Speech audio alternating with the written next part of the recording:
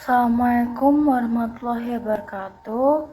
Kami dari kelompok 1 hari ini akan menjelaskan mengenai bab 11, yaitu sistem penggajian dan pengupahan. Adapun nama-nama anggota dari kelompok 1, yaitu yang pertama terdapat Zaki Mubarak dengan NPM akhir 125, Hibatullah Akmal dengan NPM akhir 259, Takeisha Praningrum dengan NPM akhir 271, Muhammad Salahuddin dengan NPM akhir 285, Ana Aulia dengan NPM akhir 286, Naila Silvi dengan NPM akhir 289. Nah, yang pertama terdapat deskripsi kegiatan. Nah, sistem akuntansi penggajian dan pengupahan di perusahaan manufaktur itu melibatkan fungsi kepegawaian, keuangan, dan akuntansi. Nah, fungsi kepegawaian itu menangani pengangkatan, penempatan, promosi, mutasi, dan penghentian karyawan, serta pendapatan gaji, upah, dan tunjangan. Adapun fungsi keuangan bertugas untuk membayar gaji dan tunjangan kesejahteraan. Kemudian yang terakhir yaitu fungsi akuntansi. Nah, fungsi akuntansi ini bertugas untuk mencatat dan mendistribusikan biaya tenaga kerja untuk menghitung biaya harga pokok, produk, dan menyediakan informasi biaya tenaga kerja. Nah, kita akan membahas mengenai informasi yang diperlukan. Nah, yang pertama itu terdapat total biaya gaji dan upah perusahaan. Nah, total biaya gaji dan upah perusahaan selama periode tertentu itu untuk melihat beban tenaga kerja secara keseluruhan. Kemudian yang kedua yaitu biaya gaji dan upah menurut pusat tanggung jawab. Nah, hal ini itu berfungsi untuk menilai efisiensi tiap departemen atau unit kerja. Nah, kemudian yang ketiga itu terdapat jumlah gaji dan upah per karyawan. Nah, informasi ini diperlukan untuk memastikan akurasi dan transparansi pembayaran. Dan yang terakhir itu terdapat rincian komponen biaya gaji dan upah. Nah, informasi ini tuh seperti gaji pokok, tunjangan, dan potongan guna untuk menganalisis biaya lebih tepat. Selanjutnya yaitu ada dokumen yang digunakan. Nah, yang pertama ada dokumen pendukung perubahan gaji dan upah. Nah, itu berisi keputusan kepegawaian seperti pengangkatan, kenaikan jabatan, pemindahan, atau pemutusan hubungan kerja yang berdampak pada gaji dan upah. Lalu yang kedua ada kartu jam hadir. Itu digunakan untuk mencatat kehadiran karyawan sebagai dasar perhitungan gaji dan upah tersebut. Lalu yang ketiga ada kartu jam kerja. Itu mencatat waktu kerja langsung di pabrik dan digunakan untuk mendistribusikan biaya tenaga kerja ke produk atau pesanan tertentu. Lalu yang keempat ada daftar gaji dan daftar upah.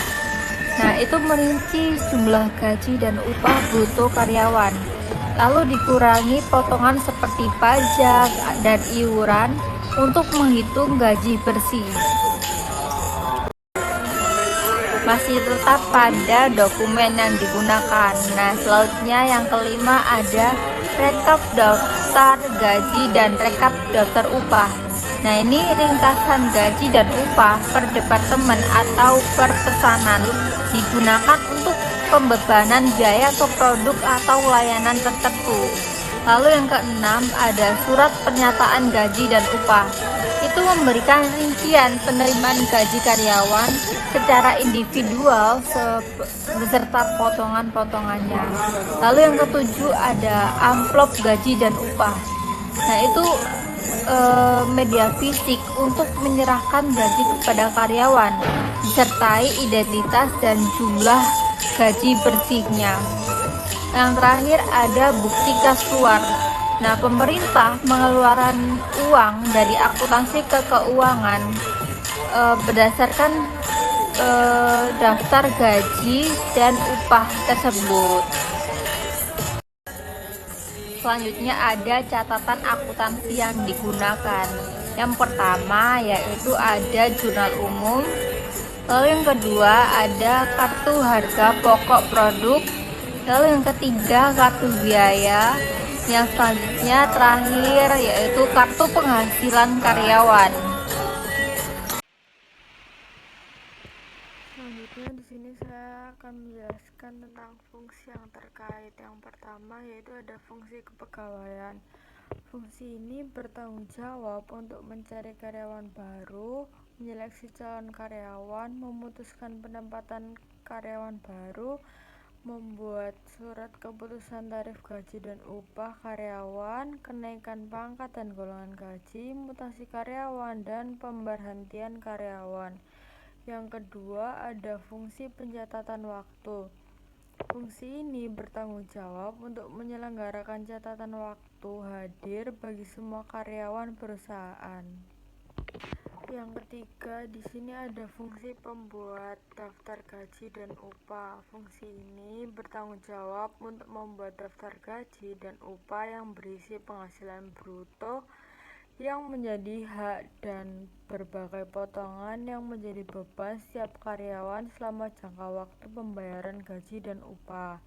Lalu yang keempat ada fungsi akuntansi. Fungsi akuntansi ini bertanggung jawab untuk mencatat kewajiban yang timbul dalam hubungannya dengan pembayaran gaji dan upah karyawan. Misalnya ada utang gaji dan upah karyawan, utang pajak, dan utang dana pensiun. Lalu yang terakhir di sini ada fungsi keuangan. Fungsi ini bertanggung jawab untuk mengisi cek guna pembayaran gaji dan upah dan menguangkan cek tersebut ke bank. Selanjutnya ada jaringan prosedur yang membentuk sistem, yaitu yang pertama ada prosedur pencatatan waktu hadir. Prosedur ini bertujuan untuk mencatat waktu hadir karyawan. Pencatatan waktu ini diselenggarakan oleh fungsi pencatatan waktu dengan menggunakan daftar hadir pada pintu masuk kantor, administrasi, atau pabrik. Lalu selanjutnya ada prosedur pencatatan waktu kerja. Dalam perusahaan manufaktur yang produksinya berdasarkan pesanan, pencatatan waktu kerja diperlukan bagi karyawan yang bekerja di fungsi produksi untuk keperluan distribusi biaya upah karyawan kepada produk atau pesanan yang menikmati jasa karyawan tersebut. Lalu selanjutnya ada prosedur pembuatan daftar gaji dan upah. Dalam prosedur ini, fungsi pembuat daftar gaji upah membuat daftar gaji dan upah karyawan. Data yang akan dipakai sebagai dasar pembuatan daftar adalah surat-surat keputusan mengenai pengangkatan karyawan baru. Lalu selanjutnya ada prosedur distribusi biaya gaji dan upah. Dalam prosedur distribusi biaya gaji dan upah ini, biaya tenaga kerja didistribusikan kepada departemen-departemen yang menikmati manfaat dari tenaga kerja. Lalu yang terakhir ada prosedur pembayaran gaji dan upah. Prosedur pembayaran gaji dan upah melibatkan fungsi akuntansi dan fungsi keuangan. Fungsi akuntansi membuat perintah pengeluaran kas kepada fungsi keuangan untuk menulis cek guna pembayaran gaji dan upah. Selanjutnya yaitu unsur pengendali internal. Unsur pengendali internal ada 4, yaitu organisasi, yang kedua sistem otorisasi, yang ketiga prosedur pencatatan, dan yang keempat praktek yang sehat. Lalu dalam misi unsur sistem motorisasi dan prosedur daratan terdapat beberapa poin, yaitu sebanyak sekitar 8 poin, 9 poin. Yang poin pertama yaitu setiap orang yang namanya tercantum dalam sertifikasi dan upah harus memiliki surat keputusan pengangkatan sebagai karyawan perusahaan yang ditandatangani oleh direktur utama. Dan yang kedua, setiap pencantuman nama karyawan dalam daftar gaji dan upah harus mendapatkan otorisasi oleh orang yang berwenang. Yang ketiga, setiap perubahan gaji dan upah karyawan karena perubahan pangkat, perubahan tarif, atau tambahan keluarga harus disertakan pada surat keputusan direktur keuangan. Dan yang keempat, setiap potongan atas gaji dan upah karyawan selain dari pajak penghasilan karyawan harus didasarkan surat potongan gaji dan upah yang diotorisasi oleh fungsi kepegawaian. Lalu pada poin kelima yaitu kartu jam hadir harus diotorisasi oleh fungsi catatan dan waktu. Yang keenam, perintah lembur harus diotorisasi oleh kepala departemen karyawan yang bersangkutan.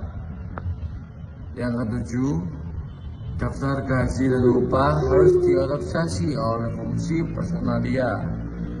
Yang keenam, berap. 8. Ketika keluar untuk membayar gaji dan upah harus diotorisasi oleh fungsi ketua akuntansi.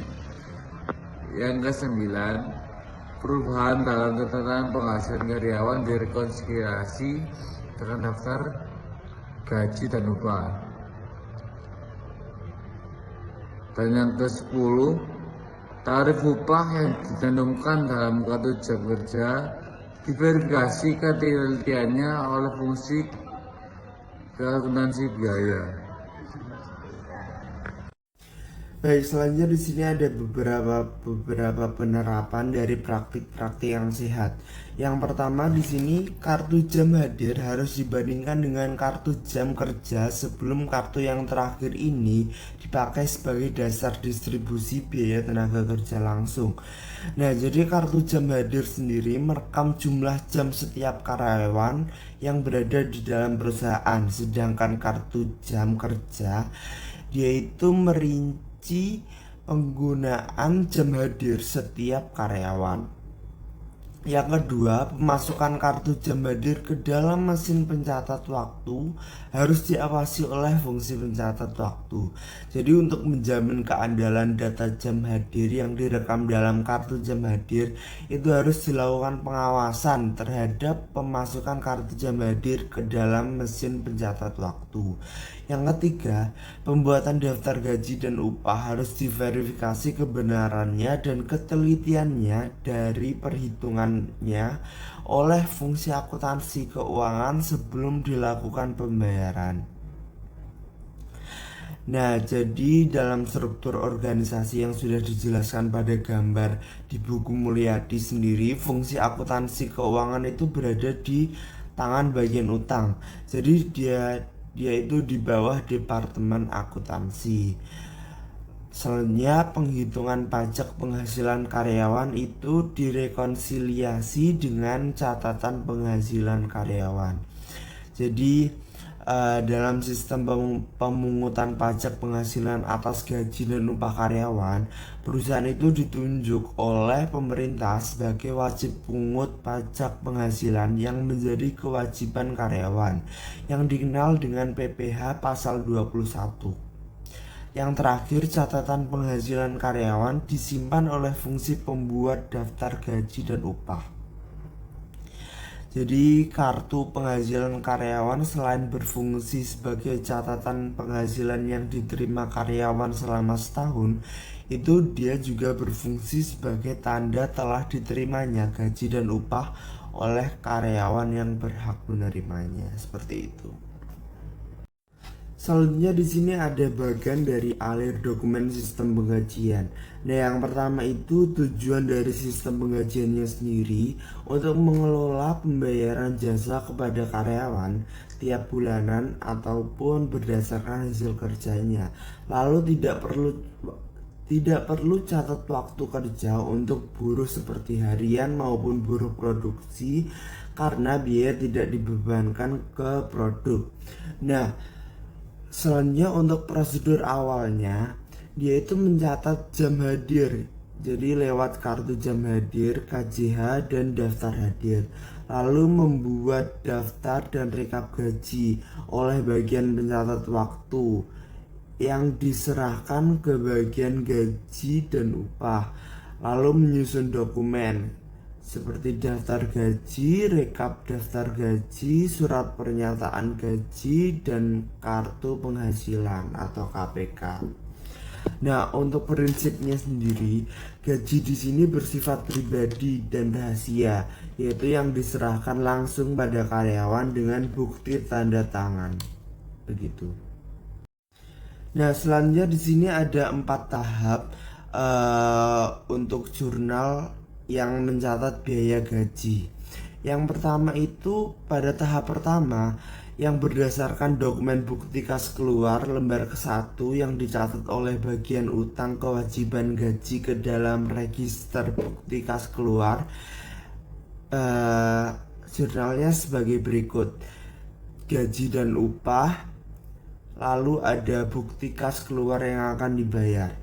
Untuk tahap 2-nya berdasarkan bukti memorial, bagian jurnal mencatat distribusi biaya gaji ke dalam jurnal umum itu sebagai berikut.